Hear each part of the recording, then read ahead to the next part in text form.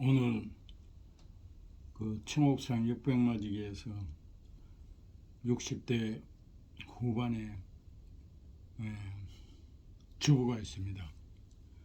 이분은 그 배우자가 강산에서 일하다가 뇌를 다쳐서 병수발을 착하게 오랜 세월 동안 하였는데, 오늘 전화가 왔는데 완전히 우울증이 걸렸다 합니다.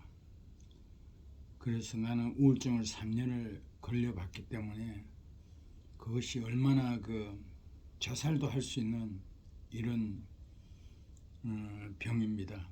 확률이 3명 중에 1명은 자살한다는 거죠. 그래서 우리 옛날에 여배우 최진실이가 아주 스타였죠. 거기가 집사라고 하던데 몇 년 전에 우울증 걸려가 자살해, 어린 아이들을 두고 자살했는데 얼마 안 있다가 가수인 동생도 또 자살하고, 야구 선수인 전 신랑도 우울증에 걸려 시리즈로 3사람이 1년 안에 이렇게 자살하는 것을 보았습니다. 그래서 우리가 영혼육, 우리 사람은 영혼육으로 이루어져 있어요. 육신과 마음과 영이 있다는 거죠. 사람들은 마음은 있는 것은 믿지만 그 영이 있다는 것은 안 믿는 사람이 많아요. 하나님은 우리에게 인간을 흙으로 빚어줬고 흙으로 만들고 우리에게 영혼을 부어 넣어 줬다는 거예요. 우리가 사람이 죽음이라는 게 육신은 흙으로 들어가고 그 영혼은 하늘 날아가거나 지옥 간다는 거예요. 그래서 우리 영혼육이 잘 되어 있어야지, 바르게 자리를 잡고 있어야지 이 땅에서 즐겁고 행복하게 살 수 있는데, 그게 잘 되어 있지 않으면은 우울증 같은 게 온다는 거예요. 한국이 세계에서 자살률, 우울증 제일 많다 합니다. 그래서 내가 다음 주는 토요일 날 나한테 600마지에서 만났는데, 이렇게 그 배우자 환자를 데리고 왔는데, 그 박여사인데, 내가 다음 주는 토요일 날 제천을 가기로 했어요. 그래서 파크 골프도 좀 사람이 무엇인가 해 방에만 있는다 하더라고. 그러다가 육신의 병도 오고 잘못하면 자살할 수 있다고. 본인은 얼마나 괴로웠겠어요. 이게 사람이 여자가 남자를 봤을 때 남자로 느껴지고 남자가 여자를 봤을 때 여자로 느껴지지 않으면은 우리가 늙었거나 심리적으로 병이 와 있다는 거예요. 저도 우울증을 걸렸을 때 완전히 여자가 여자로 보인 적이 없어요. 식욕, 성욕, 수면욕, 변비, 온갖 것 다 다른. 그러면 육신이 또 무너지는 거예요. 그러다가 사람이 영혼욕이 잘 되려면은 책을 읽거나, 책을 안 읽으면 좋은 목사님 설교를 듣거나, 교회 안 나가도록 요즘은 유튜브를 통해서 좋은 설교가 많습니다. 좋은 강의를 듣거나, 취미생활을 하거나, 운동, 음악, 등산, 낚시, 또 이렇게 돈을 따라가지 말고 사람이 즐겁게 일할 수 일이 있어야 돼요. 하루에 올타임은 안 하더라도 하루에 4시간, 5시간 하더라도 일이 있어야 되고, 또 주위에 대화할 수 있는, 내가 말을 편하게 할 수 있는 벗이 있어야 돼요. 그리고 이웃을 사랑해야 되고, 질투하는 마음이 없어야 되고, 긍정적인 생각을 가져야 돼요. 매사. 그러나 우리가 영혼력이 잘못됐을 때는 그게 어렵죠. 사람은 아무리 이렇게 바뀌지 않는 거예요. 본인이 이런 것을 노력해서 내 것으로 만들었을 때 바뀔 수 있는, 절대 사람의 마음을 바꾸게 할 수가 없어요. 돈으로도 안 돼요. 그래서 젊은이들은 이 좋은 벗이 여자친구가 있는 것이 좋아요.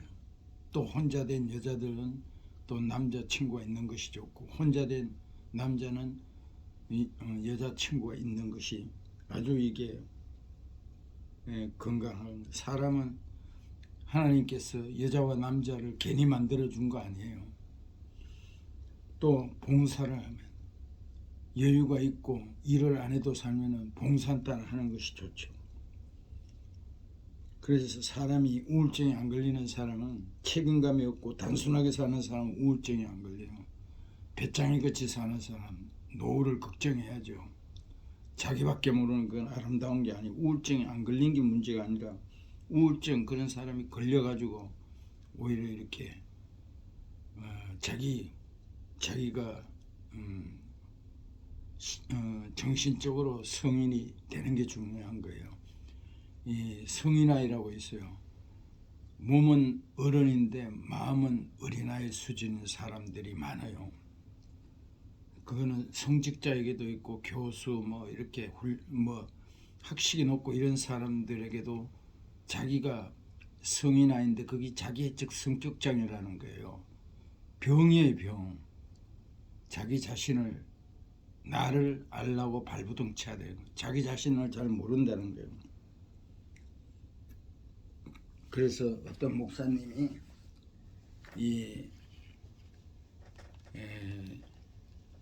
어떤 성도가 있는데, 목사님이 이렇게 글을 쓴 걸 내가 낭독하겠습니다. 2007년 7월 타 교회 권사의 소개로 우리 교회에 오게 된 당시 40대 후반의 성도는 여러 가지 정신질환들로 고통받고 있었다.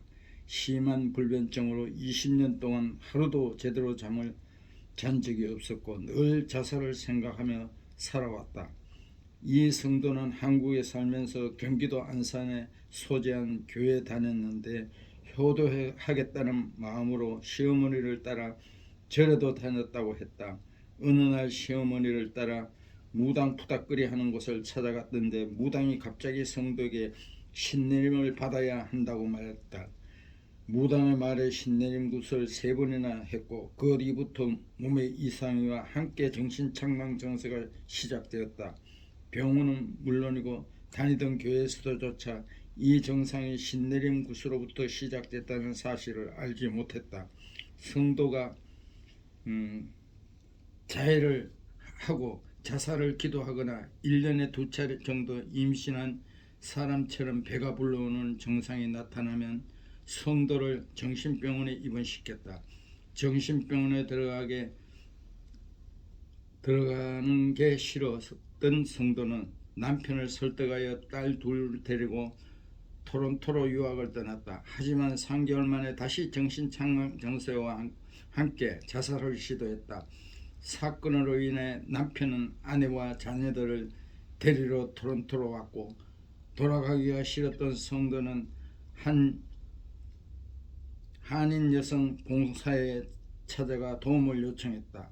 그는 캐나다 정부에서 제공하는 임시 거처를 얻게 되어 입주 첫날 한인 상점에 갔다 우리 교회 권사님을 만나게 되었다. 나는 매일 아침 저녁으로 그를 위해 기도해 주었다. 불면증으로 인해 5분도 채되지 않았던 수면 시간이 점점 늘어나 나중에는 4시간을 통으로 잘 수 있게 되었다. 그렇게 이는 3개월 동안 그를 위해 기도하면서 자살과 죽음의 영을 끊어내리기 위한 기도법을 배울 수 있었다. 어느 날 성도가 임시 거처를 옮기게 되어 이사를 마친 뒤 중보교대 팀과 신방을 갔다. 그런데 현관문을 열고 들어가자마자 교회에서 챙겨준 음식을 제사상 차리듯 깔아놓은 것을 발견했다. 이게 뭐냐고 묻자 성도는 밤만 되면 자살한 시아버지를 가장한 귀신과 강에 빠져 죽은 시숙을 가장한 귀신이 나타나 배고프다고 해서 차렸다고 대답했다. 귀신들은 너희 가정의 행복한 꼴을 나는 못 본다라며 괴롭히기까지 한다고 했다. 나와 중보교도 팀은 기도로 악한 귀신을 쫓아냈다. 그러자 그의 인생이 바뀌기 시작했다. 잠도 잘 자고 건강을 되찾았다. 우리 교회가 이사를 하면서 한동안 만나지 못했지만 6년 후 교회에 찾아와서 자신의 상태를 전해왔다. 기도를 받은 이후로 한 번도 자해나 자살을 시도하지 않았다고, 배가 불러오는 현상도 사라졌으며 귀신도 찾아오지 않는다며 기도의 힘을 간증했다. 사람은 절대 자살하면 안 돼요. 지금 고통 받는다고 자살하면은 지옥은 분명히 있어요. 지옥은 영원히 그 불구덩이 병구덩이 그 위에서 발버둥 치고 견뎌야 해요. 그래서 우리가 영혼육이 잘 되려면 정답은 예수님을 인격적으로 만나는 것입니다. 저는 한 영혼이 천하보다 소중합니다. 한 것을 압니다. 사랑합니다. 즐기십시오, 인생을.